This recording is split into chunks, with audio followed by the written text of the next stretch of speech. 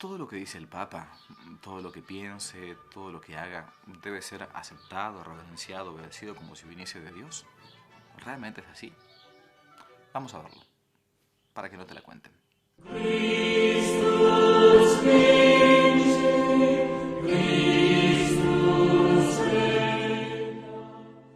Soy el padre Javier Olivera Rabasi y vamos a tocar un tema hoy, quizás para algunos que pueda ser no muy interesante, pero para otros quizás sí lo sea. Y puntualmente me refiero al grado de sumisión, de obediencia que uno debe tenerle a los hombres. Y puntualmente a uno de estos hombres que existe y ha existido siempre en la historia del catolicismo, que es el sumo pontífice. Nosotros conocemos ya por el texto del Evangelio que nuestro Señor Jesucristo quiso dejar un vicario en la tierra. Un vicario significa un representante, una especie de secretario, de embajador, alguien que no sea el otro, pero que obre según los mandatos del otro en algunas circunstancias. Como cuando uno, por ejemplo, da un poder legal a alguien para que lo represente en una compraventa, en un juicio, en un casamiento también podría ser. Y esto es lo que intentó hacer nuestro Señor Jesucristo, es decir, intentó dejar un vicario, un representante, por un tiempo determinado, hasta que Él regrese, algún día va a regresar, y con funciones específicas. Ese vicario, el que llamamos nosotros el Papa, el sumo pontífice, tomando los antiguos modos de hablar que tenían los judíos antes de la venida del Mesías esperado Jesús, llamamos al Papa el vicario de Cristo. Y esto surge a partir de un texto del Evangelio de San Mateo que nuestro Señor le dice a San Pedro: tú eres Pedro, sobre esta piedra edificaré mi iglesia. Ese texto está en el Vaticano, en San Pedro, escrito en todas las paredes, tanto en latín como en la lengua griega.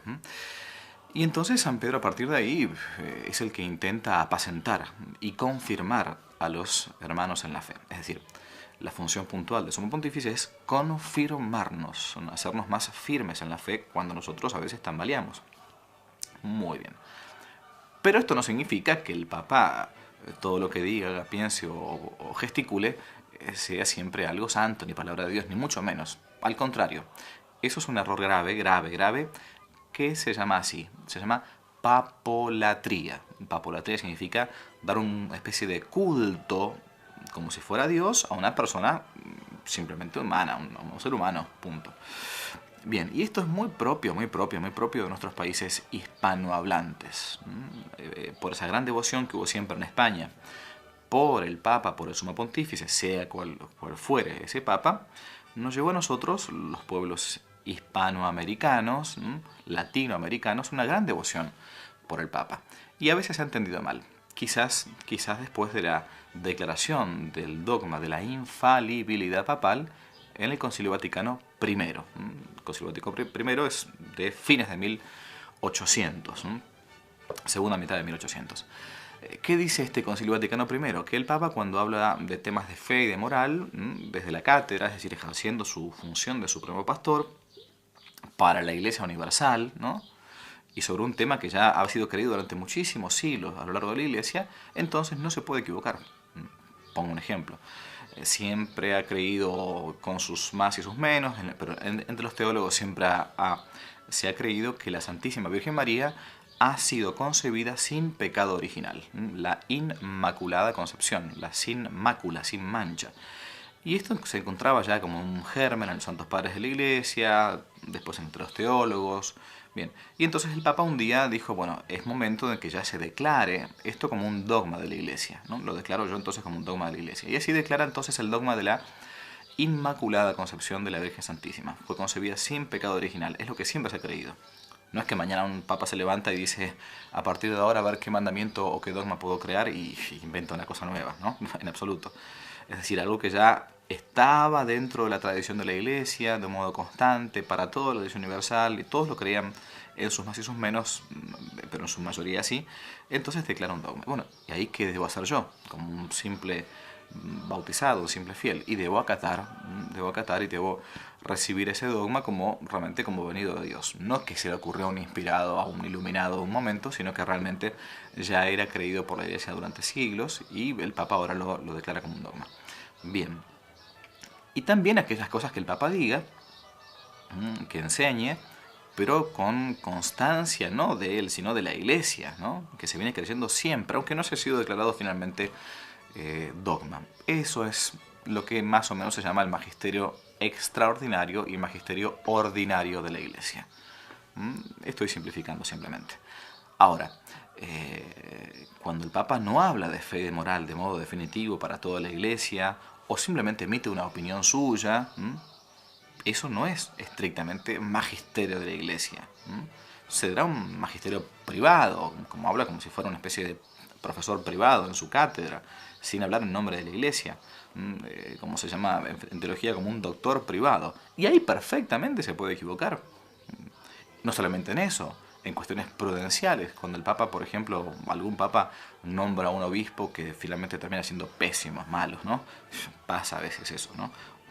O opina de temas de economía, o de ciencias que no le competen, o dice algún error, también lo puede decir perfectamente, pero de modo privado, lo puede decir lo puede decir en una entrevista, lo puede decir en un libro que escribió como simple mortal.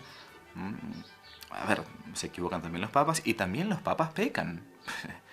Si en todo tuviésemos que seguir a los papas, deberíamos haber seguido también a San Pedro cuando negó a Jesucristo en la noche de Jueves Santo.